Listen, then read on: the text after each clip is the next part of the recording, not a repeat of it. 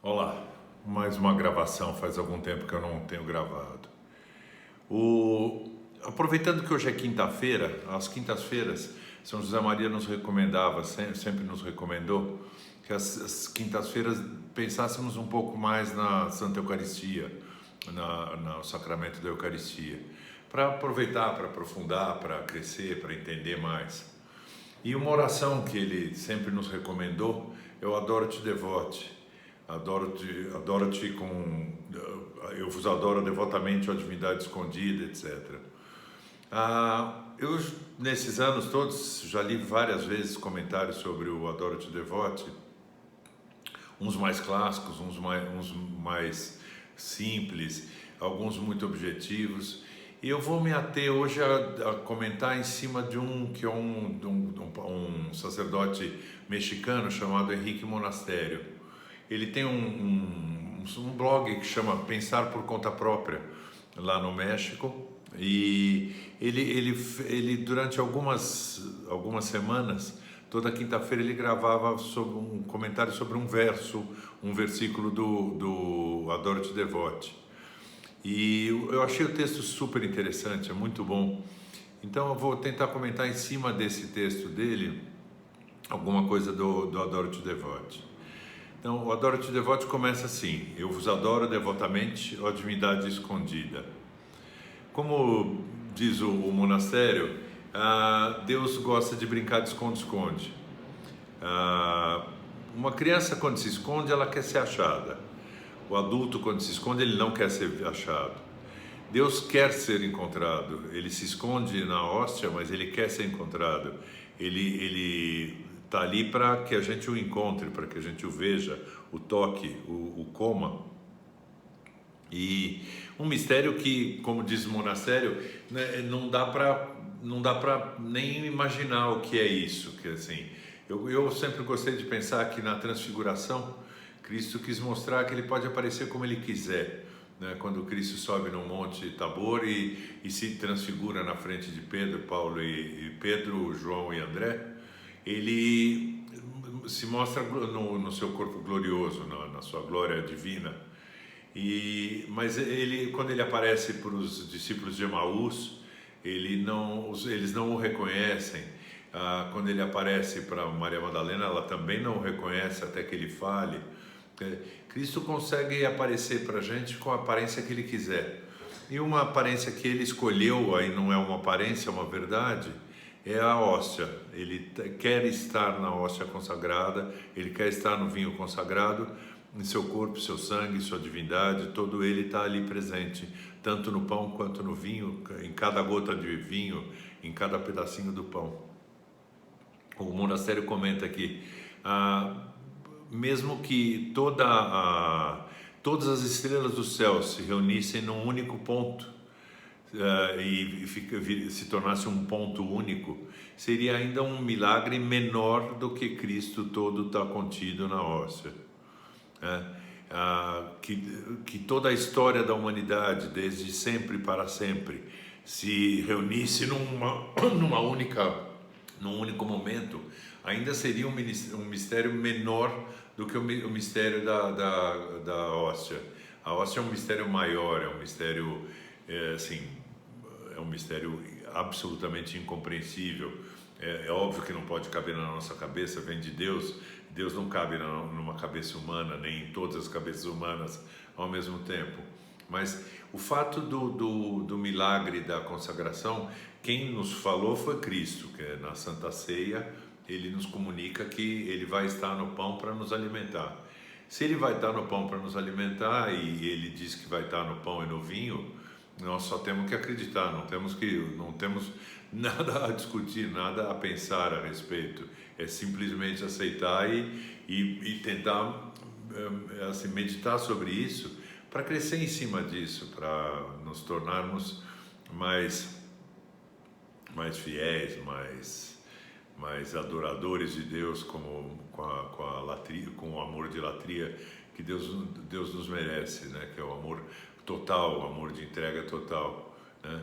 Aos anjos, aos santos, A gente tem um amor de veneração, a gente venera, porque venera neles, cada um deles é um pequenino pedaço de espelho, refletindo um pequenino pedaço de Deus. Todos eles juntos refletem uma parcela de Deus, uma pequena parcela de Deus, mas eles são reflexos, então nós veneramos neles o reflexo divino que está ali presente, né? O monastério também comenta que um bispo africano, conversando com ele, falou rindo, era uma brincadeira. Ele falou: eu sempre gostei de imaginar que Deus fez a hóstia, a consagração da hóstia, por causa de nós africanos. Nós africanos não conseguimos imaginar nada muito grande, nós precisamos de uma coisa pequena, que seja tocável. E por isso a gente acha, eu sempre pensei que Deus quis se pôr numa hóstia por causa dos africanos, para que a gente tivesse essa oportunidade. Óbvio que era uma brincadeira, Cristo não faria isso só pelos africanos, faria também pelos africanos. Mas assim, a simplicidade que ele põe no assunto, que assim, Deus se põe numa hóstia, Deus todo se põe numa hóstia, e por isso essas comparações com as estrelas do céu, com a história do homem, né? Que, resumindo isso num ponto, porque a imensidão imensa, a imensa imensidão de Deus, toda contida num pedacinho de pão, numa gota de vinho. Isso, óbvio que já falamos várias vezes, mas acho que não custa repetir. É impossível a gente sequer imaginar, mas basta crer e buscar essa hóstia buscar no sacrário, durante o dia, quando passamos em frente a uma igreja, entrar um minuto, fazer uma visita a Jesus, adorar a hóstia é uma obrigação, mais do que um prazer, é uma obrigação para nós todos. A adoração que Deus merece. Então, é um direito de Deus, é uma coisa que a gente deve buscar ativamente, né? Ele, assim, depois vai comentar o segundo verso, né? A ti meu coração submete-se todo por inteiro, ao contemplar-te rende-se totalmente. A ti meu coração submete-se todo por inteiro, ao contemplar-te rende-se totalmente. Essa a adoração a Deus tem que ser, a gente tem que entender quem está diante de Deus. Somos nozinhos, nós pobrezinhos humanos, pessoinhas, uma pessoa em 80 bilhões que já existiram, ou 60 ou 90, né? Nada, um grão de poeira voando no ar, um grão de areia nas praias do mundo inteiro. Como assim, a gente tem que se entender que assim, se a gente não se submete em todo, por inteiro, assim, pensando na nossa condição, humildemente na nossa condição, que é no que nós somos de verdade, que é um nada diante de Deus, por mais que a gente seja grande, um grande pensador, um grande filósofo, um grande cientista, um grande cirurgião, um grande pintor, continuaríamos sendo nada. Para Deus não impressiona que eu seja Beethoven, ou que eu seja Renoir, ou que eu seja qualquer coisa que o valha. Para Deus nada disso faz diferença. Se um mendigo de rua ama a Deus de uma maneira sublime, e Renoir não, ele vai preferir o mendigo, ele vai escolher o mendigo como seu predileto, porque Deus quer que a gente reflita sobre o que Ele é e sobre quem Ele é e o que Ele merece.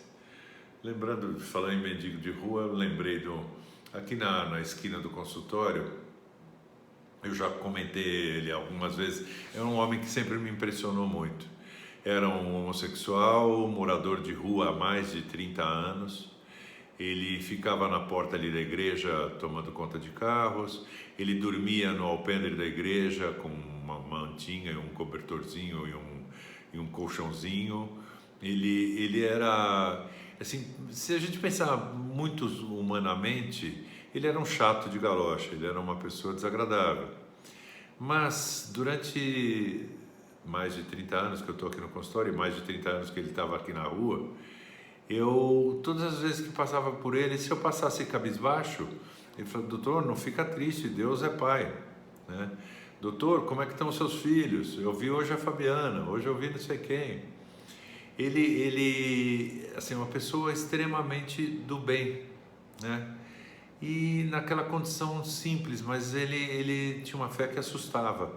Assim, ele só falava de Deus, ele falava muito de Deus, ele mexia com as pessoas de uma maneira respeitosa, ele era muito simples.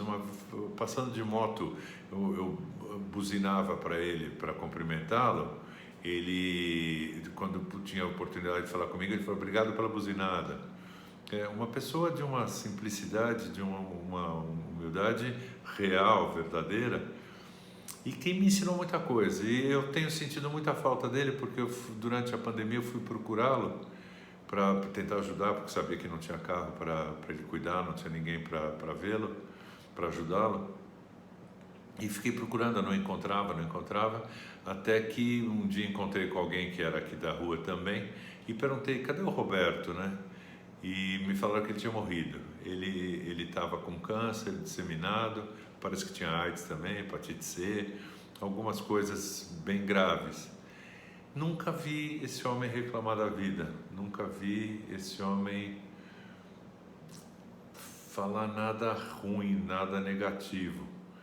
Me dá vergonha pensar no que eu reclamo, no que eu sou chato, perto de um homem com essa humildade, com esse nada que ele tinha, e tão adorador de Deus, tão venerador de Deus.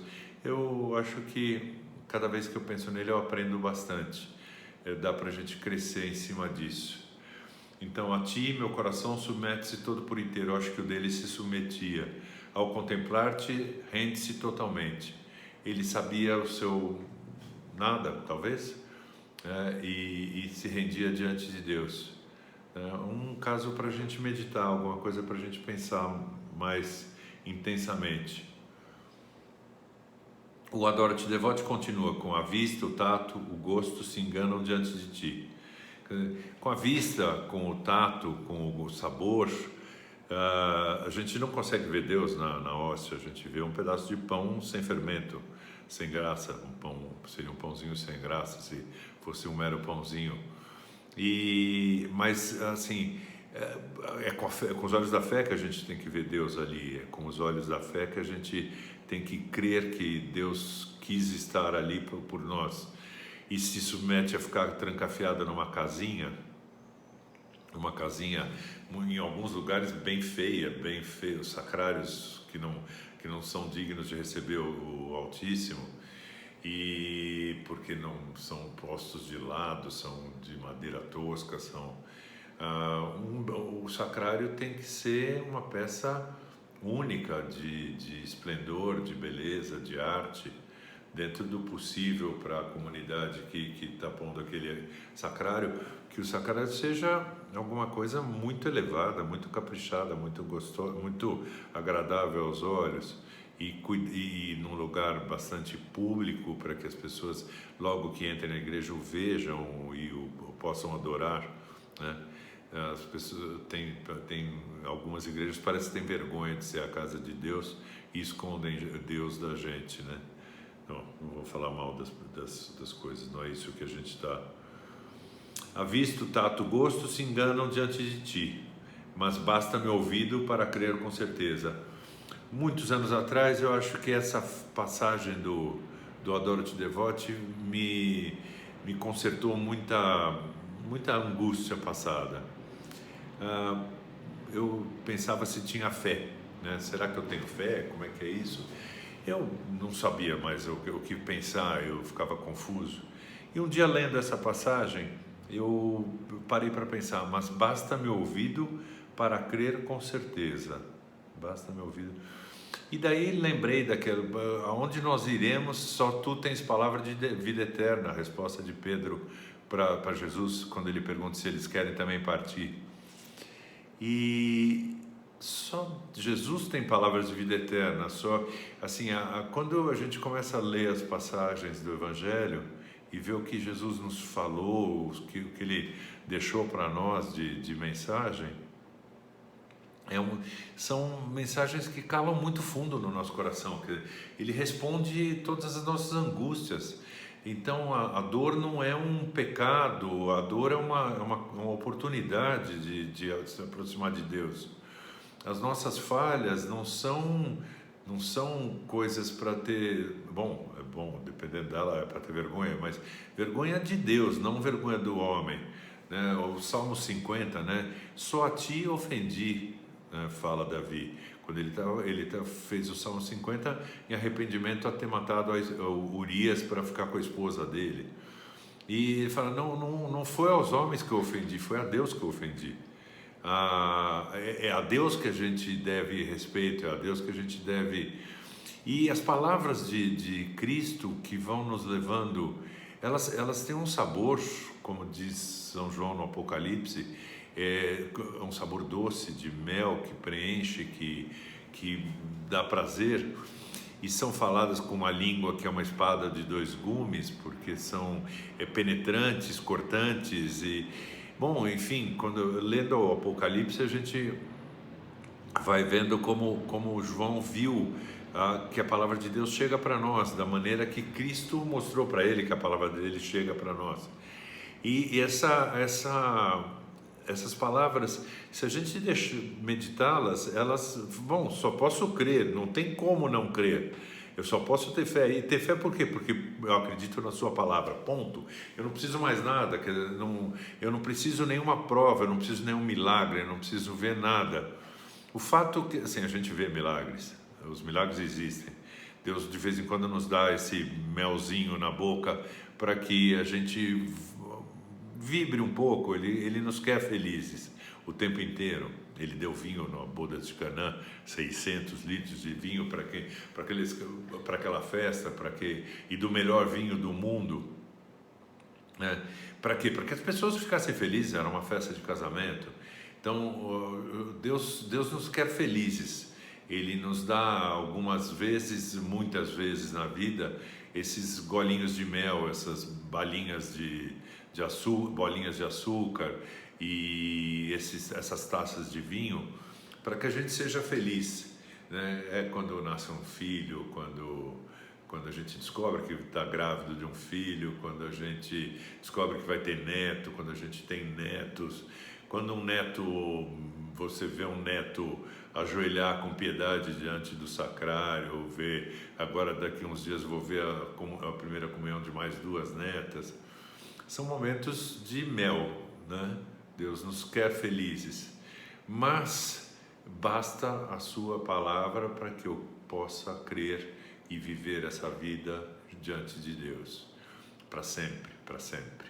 Buscar aquilo que a gente andou falando, o prazer, a vida eterna vai ser a contemplação de Deus para sempre, né? Nas palavras do Lewis, é como se fosse um jogo onde pessoas muito felizes estão com a bola na mão, a bola fala assim, Deus fez isso por mim, me deu tantos netos, Deus, e joga a bola para o outro fala assim, para mim ele deu o sacerdócio, para mim ele deu a vida religiosa, para mim ele deu filhos, netos e bisnetos, para mim ele deu um marido espetacular, uma esposa espetacular, para mim ele deu uma satisfação profissional grande em poder ajudar os outros com a minha profissão, e cada um jogando essa bola de alegria para sempre.